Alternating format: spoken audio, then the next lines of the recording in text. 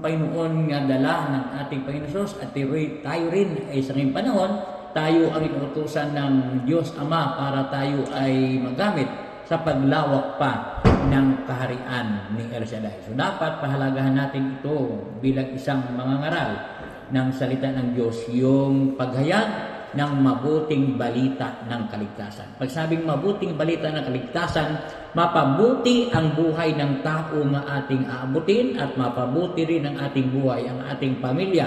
Mapabuti sapat ang sabi sa Biblia, isa lang ang tawagin at tumanggap kay Kristo, ang buong pamilya ay kasama sa buhay na kaligtasan. So mga kapatid ko, tayong lahat ay ginagamit ng Diyos bilang tagapagayag ng mabuting balita ng kaligtasan. So kung ano man ang gawa ng kalaban, nga kung saan ay tinukso ang ating Panginoong Hesus, hindi siya nagtagumpay 2,000 taon nakaraan, tayo rin ay magtatagumpay kung tayo ay mamuhay ng ayon sa kalooban ng Panginoon. So mga kapatid ko, nariyan ang malinaw na salita sa John chapter 10 verse 10 na parito magnanakaw, pag magnakaw, pumatay at magwasak. Subalit, ang sabi ng ating Panginoon na parito ako pagbigyan kayo ng isang buhay na ganap at kasiyasiya. So si Kristo ang tagumpay ng buhay ng tao. So kay Kristo tayo, kapatid ko, sabagat habang tayo kay Kristo, wala tayong talo sabagat kay Kristo ang lahat ng kalamangan sa buhay natin. Kapag